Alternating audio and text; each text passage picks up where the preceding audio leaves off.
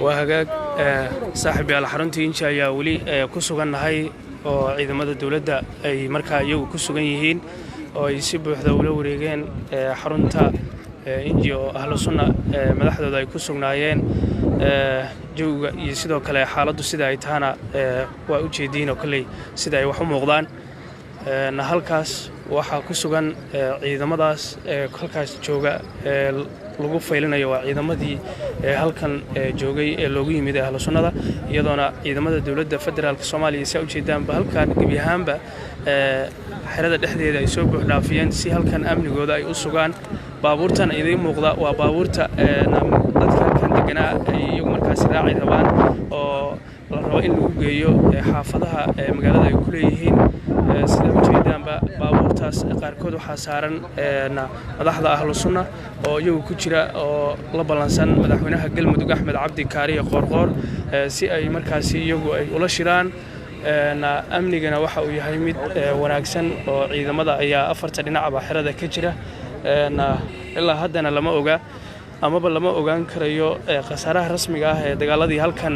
ciidamada labada dhinac ee dawladda federaalka Soomaaliya iyo sidoo kale kuwa ahlu sunna ku dhexmaray inkastoo xaaladdu ay iyadu tahay mid iminka dabcan degan dhowr bari kadib magaalada oo dabcan inta badan markii halkan yimaado shacabku halkan ay yimaadaan si ay u soo indheeyaan halkan maadaama dagaal uu ka socday oo labada dhinac u dhaxeeyay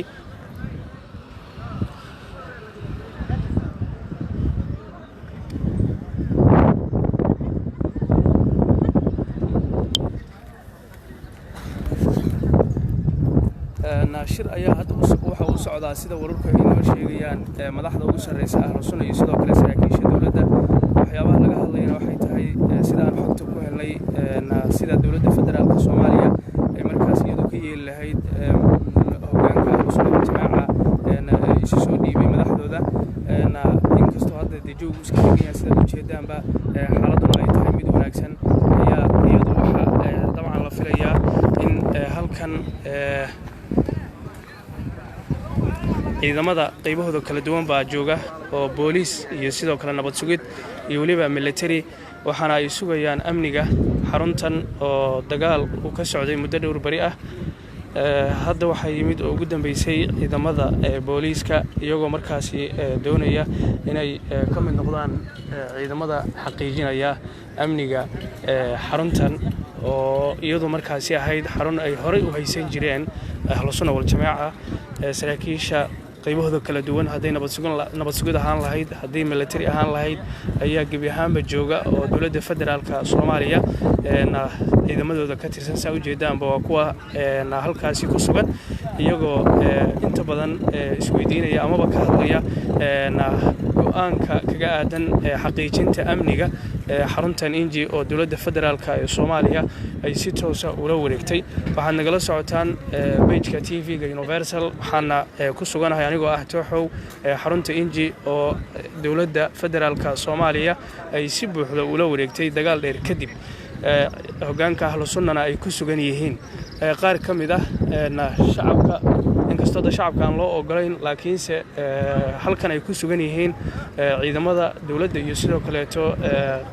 ciidamo ka tirsan ahlu sunna oo iyagu halkan loogu yimid iyo sidoo kale qaar ka mid ah dadka iyagu markaasi halkan raashinka iyo waxyaabaha kala duwan ugu karinayay balse looma ogola in qof shacab ah uu halkan u soo gudbo ilaa marka laga reebo mas'uuliyiinta dawladda oo iyagu markaasi halkan imaanayay qaarkood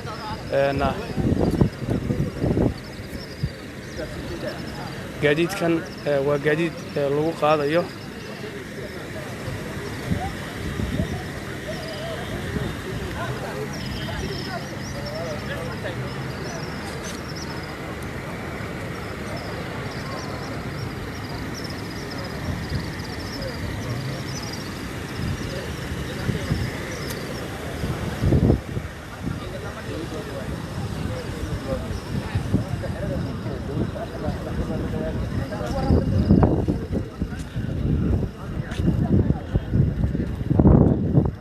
ciidamada dawladda ayaa xerada wali ku sugan oo amniga xaqiijinaya isla markaana la socda dhaqdhaqaaqyada kala duwan halkan markaasi ka jiri karaya maadaama halkan ciidamada dawladda ay si buuxda ula wareegeen booliiska ayaa iyagu markaasi la rajaynaya in amnigooda lagu wareejiyo si ay u sugaan waxaana mar walba jecelnahay in hadba wixii soo kordha aan idinla wadaagno daawadayaasheenna qiimaha iyo qaayaha leh si xaaladdu hadba meesha ay marayso aan markaasi halkan aad ugala socotaan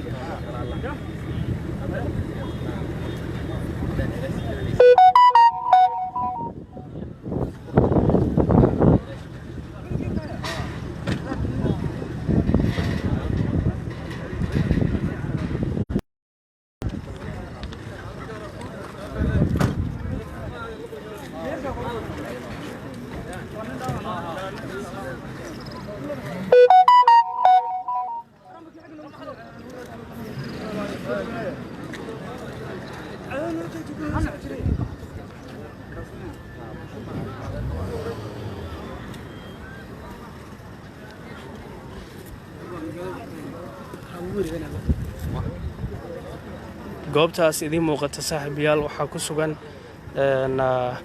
hogaamiyaasha kala ah Sheekh Cabdirasaaq Cali Miri Al-Ashcari sidoo kale Macalin Maxamuud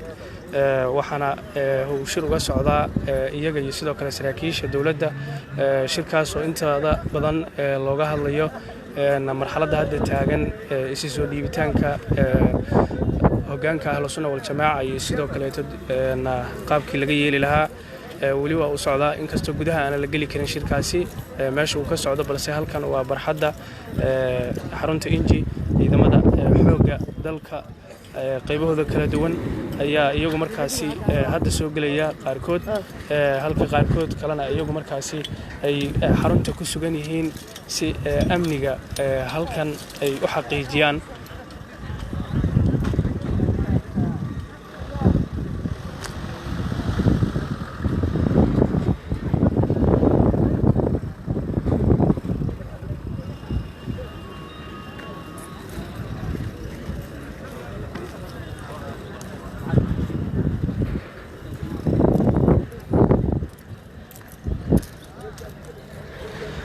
burbur ayaa ka muuqda markii la eego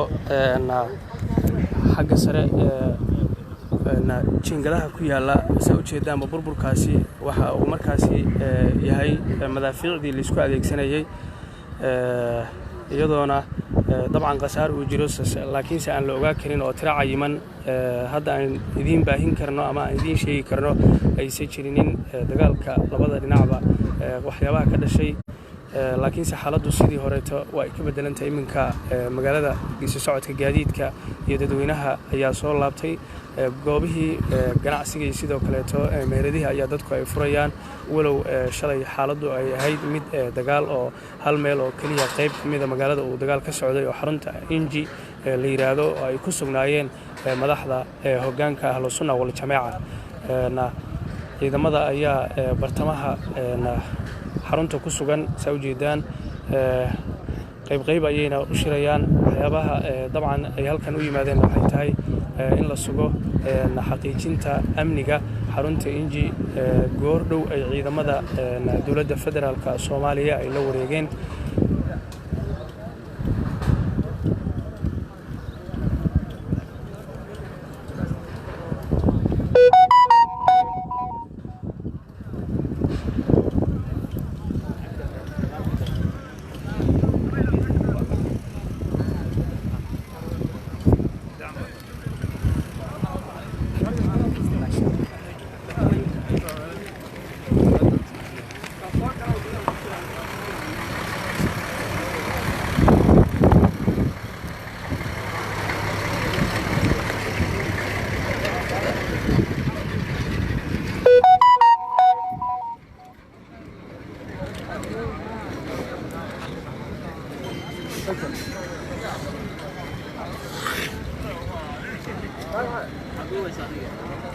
بيج تي في الغرس هو لايف في جراتنا ولي امري ياش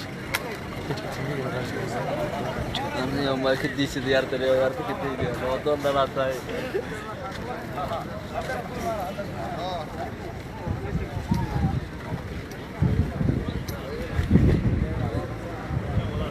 xarunta inji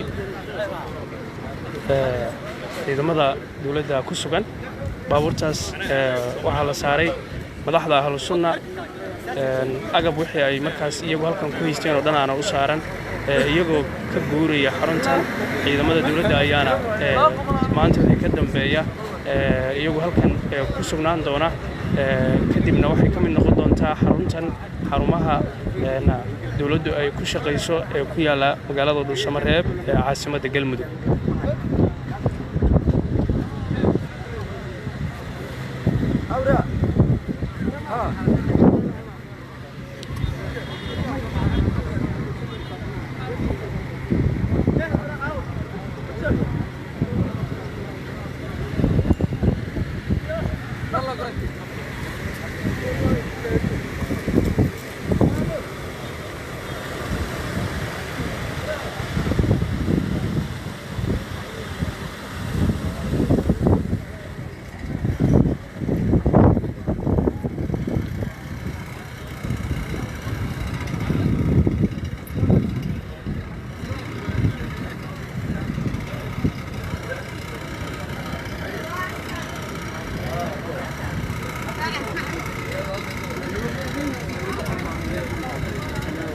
gaadiidkan waxaa iskale madaxda ahlu sunna waa gaadiidkay ku dagaalamayeen meesha ayaana laga soo bixiyey oo hadda ayaa la bixin rabaa ciidamada dawladda ayaana bixin raba waana gaadiidka ay haysteen ahlu sunna wal jamaaca oo ay ku dagaalamayeen faahfaahin dheeraad ah kama hayno sida laga yeeli doono balse waxaa kaliya aan ognahay in bartan halkan la isugu keenay hadeer kadibna wixii go'aana kulay dawladda xaggeeda laga sugi doono oo warbaahinta la filayo in saacadaha soo aadan loo soo bandhigi doono amaba ay ka hadli doonaan xaaladihii ugu dambeeyey xaruntan inji iyo sidoo kale khasaaraha ugu dambeeyey ka dhashay dagaaladii halkan ka dhacayay waxaa la filayaa in madaxweynaha Galmudug Axmed Cabdi Kaariyo Qoorqoor uu isagu shir jaraa'id uu kaga hadlayo dagaaladii halkan ka dhacayay sidoo kale xaaladihii ugu dambeeyaba in maanta uu ku qabto qasriga madaxtooyada dawlad goboleedka Galmudug.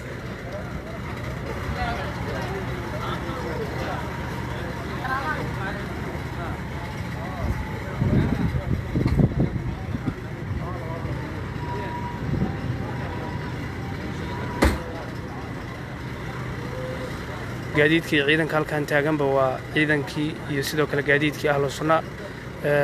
kullay xerada ayay ka baxayaan kadibna goobaha ay ka baxeen oo dhanba waxaa lagu soo xareeyey ciidamada dawladda federaalka Soomaaliya.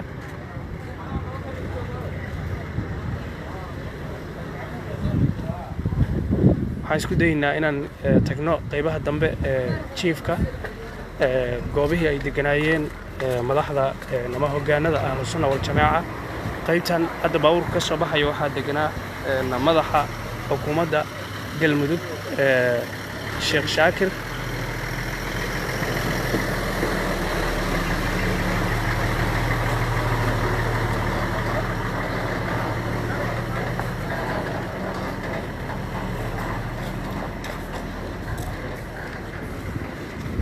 gawaaridaas idiin muuqata waxaa lagu sidaa meyd dabcan shalay halkan dadkii ku dhintay ka mid ah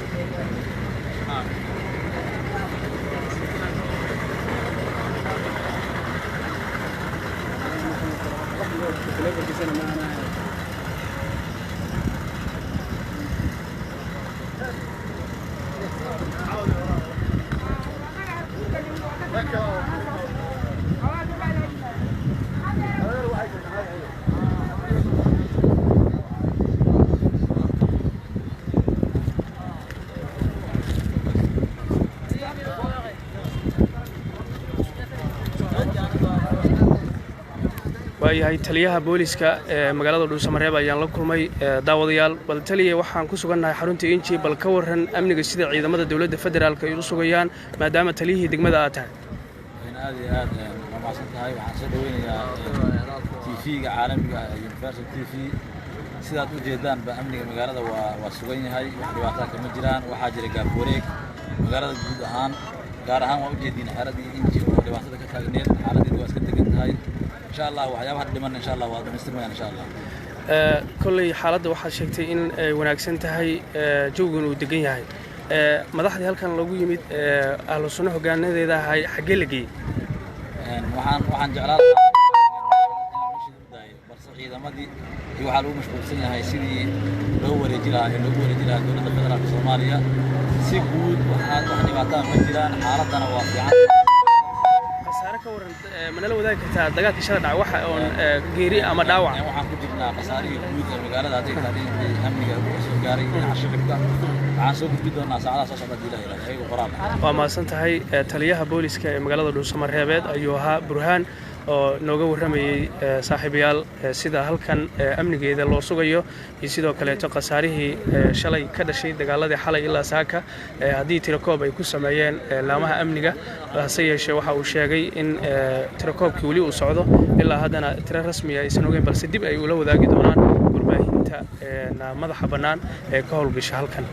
TV-ga Universal page-kiisa ayaad nagala socotaan saaxiibada qiimaha iyo qaayaha leh waxaan ku suganahay anigoo ah Maxamed Cabdiweli Tooxow xarunta Inji oo ay ahlu sunna deganayd balse hadda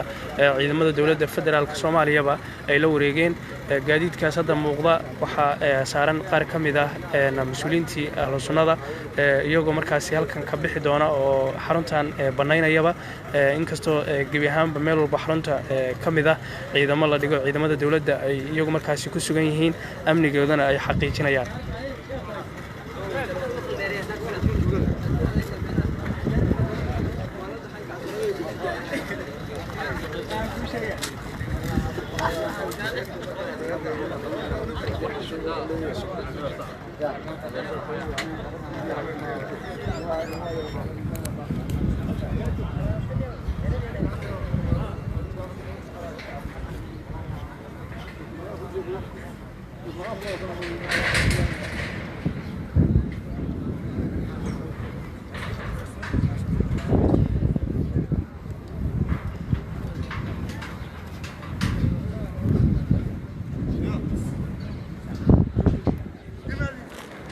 Hey, tell you.